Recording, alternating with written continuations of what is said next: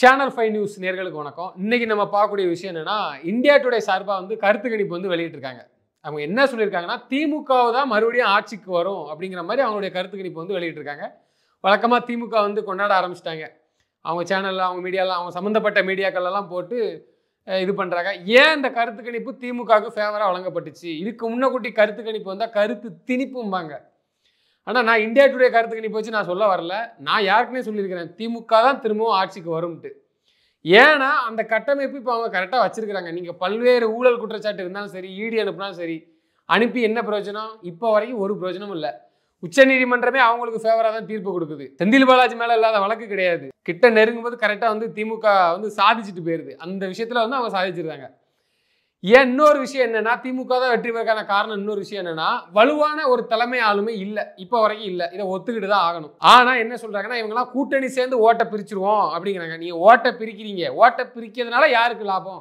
இப்ப வரைக்கும் தமிழ்நாட்டில் சிறுபான்மையாக திமுக தான் போடுவாங்க. அந்த மாதிரி தான் இஸ்லாமியர்களா சகோதரராக இருந்தாலும் சரி, கிறிஸ்தவ சகோதரராக இருந்தாலும் சரி, இந்த சிறுபான்மை ஓட்டு திமுக தான் விழும். இந்த விஷயத்துல தான் அந்த கூட்டணி கட்சிகள் ஒரு கணக்கு போட்டு என்ன பண்றாங்கன்னா, நாங்க கூட்டணி ஆட்சி நல்ல வலுவான கூட்டணி அமைச்சு திமுக தோக்கடிப்போம் அப்படிங்கிறாங்க. அது இதுல எடுபடுமான்னு கேட்டீங்கன்னா எடுபடாது. விஜயை பொறுத்த வரைக்கும் ஒரு பக்கம் அவர் ஒரு லாபி வச்சிருக்கிறாரு, சிறுபான்மை ஓட்டு ஓகே, அப்ப இந்த பக்கம் பாஜக இருக்கணும், திமுக இருக்கணும். இது யாருக்கு லாபம்? திமுக தான் லாபம். இவர் பிஜேபி எதிரி, திமுக எதிரின்னு கிளைம் பண்ணி விஜய் அரசியல் செய்யறாருன்னா எப்படி சிறுபான்மை ஓட்டு அவங்களுக்கு போகும்? கண்டிப்பா போகாது. நான் நிக்கிறேன், தேர்தலை சந்திக்கிறேன், அவங்க பாட்டில் அவங்க மூவ்மெண்ட்டை பண்ணா ஓகே.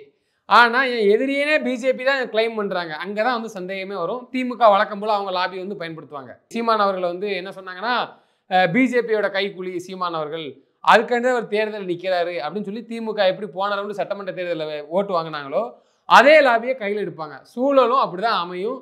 விஜய்க்கான ஒரு ஓட்டு உலாத பட்சத்தில் அது இதுதான் பெரிய தாக்கமாக இருக்கும். அவருக்கு இதை தான் அவர் ஃபேஸ் பண்ணி ஆகணும். சீமான் அவர்கள் வழக்கமாக எப்படின்னா, தேர்தலில் நான் தனிச்சு தான் நிற்பேன். ஏன் நிற்கிறாரு? தனிச்சு ஏன் நிற்கிறார்? தனிச்சு நிற்கிற தேவை என்ன? வெற்றி பெறணும், சீட்டு உள்ளே போகணும், பல்வேறு விஷயங்கள் சொல்லலாம். நான் தனிச்சு தான் நிற்பேன், நான் தனிச்சு தான் நிற்பேன். ஏன் நிற்கணும் அப்படின்னு ஒரு பெரிய கேள்விக்குறி இருக்கு அந்த இடத்துல. எதுக்கு நிற்கணும்? வெற்றி பெற்று உள்ளெல்லாம் போகணும், அபியான் தனிச்சு நிற்கணும்னு சொல்கிறாருன்னா அவருக்கு ஏதோ ஒரு வேலை இருக்குது, ஏதோ ஒரு பங்கு இருக்குது. அது போன எலெக்ஷன்லேயும் பார்த்துருப்பான், அதுக்கு முந்தின எலெக்ஷன்லேயும் பார்த்துருப்பான். அதில் அவர் கரெக்டாக இருக்கார். அது யாருக்கான லாபம் அப்படின்னு கேட்டிங்கன்னா, என்னை பொறுத்த வரைக்கும் இதுவும் திமுகவுக்கு தான் லாபம். மொத்தத்தில் திமுக அலைக்க ஓட்டை கரெக்டாக சாப்பிட்டு போயிடுவாங்க. வெற்றி பெறுவதற்கான காரணம், இன்னொரு காரணம் என்னன்னா, ஒரு தொகுதிக்கு 2 லட்சம் ஓட்டு இருக்குன்னா அப்படியே பெருமை 1 லட்சம் ஓட்டு வித்தியாசத்தில் 50,000 ஓட்டு வித்தியாசத்தில் ஜெயிக்க மாட்டாங்க. அந்த 2000 ஓட்டு 3000 ஓட்டு வித்தியாசத்தில் ஈஸியாக ஜெயிச்சுட்டு போவாங்க. இவங்க 4 முனை போட்டியாக நின்னாலும் சரி, இதுதான் சாதகமாக அதுக்கு அமையும். இதுக்கு முன்னக்கூட்டி, அதாவது ஜெயலலிதா அம்மா இருந்த வரைக்கும் பார்த்தீங்கன்னா, தனிச்சாவே நின்று ஜெயிச்சிருப்பாங்க.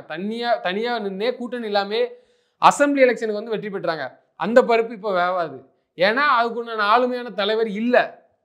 அது இல்லை. யாருக்குனே பல்வேறு இடங்கள்ல எங்களுக்கு அது பண்ணல, இங்கே இது பண்ணல, எடப்பாடி மேலே கோவம் அப்படின்லாம் ஒரு பரவலாக ஒரு தகவல் இருக்குது. அது இப்போ வரைக்கும் இருக்குது. இன்றைக்கி அவங்க யார் பக்கம் போகிறாங்கன்னா, திமுக பக்கம் தான் போகிறாங்க. அண்ணாமலை அவர்கள் ஒரு முடிவு எடுத்தாருன்னா, அவரோட தெளிவான ஒரு முடிவு எடுத்து, கரெக்டான ஒரு முடிவு எடுத்து மூவ்மெண்ட் பண்ணாங்க. அண்ணாமலை மூவ்மெண்ட் இருந்துச்சுன்னா திமுக வின் பண்ணி அண்ணாமலை ஜெயிப்பான்னு சொல்ல வரல. ஆனால் ஒரு குறிப்பிட்ட ஓட்டு சதத்தை பெருக்கி காமிப்பாங்க. ஒரு சில தொகுதிகளை கைப்பற்றுவாங்க. அது 100க்கு 100 உண்மை. இப்போ தொகுதிகளே நீங்கள் கைப்பற்ற முடியாது. அதாவது எப்படின்னா, பிஜேபி சப்போஸ் அதிமுக கூட்டணி எப்படி தோற்று போகும்னா, அந்த முக்கியமான தலைகள் ஜெயிக்கும். அதை தாண்டி இந்த 3000 ஓட்டு 4000 ஓட்டு வித்தியாசத்தில் ஓட்டுகளை இழந்து நீங்கள் சட்டசபைகளை போக முடியாது. அவ்வளோதான்.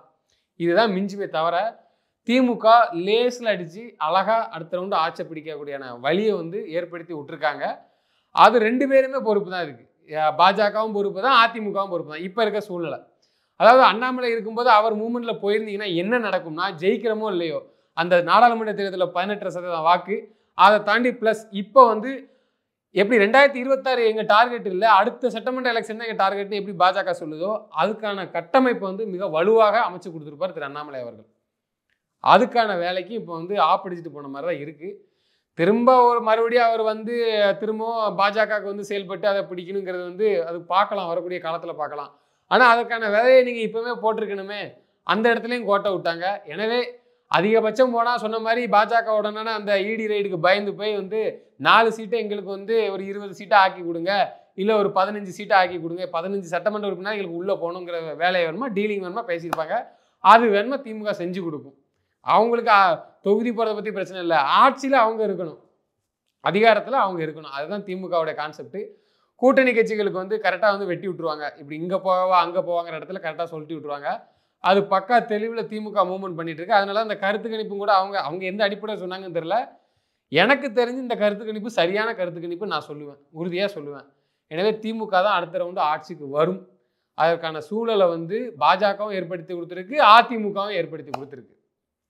ஒருவேளை இந்த சூழல் இல்லாமல் இருந்ததுனால் நீங்கள் சொன்ன மாதிரி கடுமையான டஃப் இருக்கும், மிக கடுமையான டஃப் இருக்கும். வேற மாதிரி வேற ஆங்கிளில் கரெக்டாக நகட்டியிருப்பாங்க. பார்லிமெண்ட்ல எப்படி நீங்கள் வந்து அதாவது அதிமுகவே டெபாசிட் இலக்க வச்சாங்க, அதை யாருமே பெருசாக பேச மாட்டேங்கிறாங்க. என்ன அது பெரிய இது அப்படி இப்படின்ட்டு. இப்போ திரும்பவும் கூட்டணி பாஜக அதிமுக கூட்டணி, இதில் நீங்கள் என்ன பண்ண போறீங்கன்னு பார்க்க தான் போகிறோம். பார்க்கலாம். ஆனால் எனக்கு தெரிஞ்சு இதுக்கு வாய்ப்பே இல்லை என்பதுதான் உண்மை. திரும்பவும் திமுக தான் ஆட்சிக்கு வரும். நன்றி, வணக்கம்.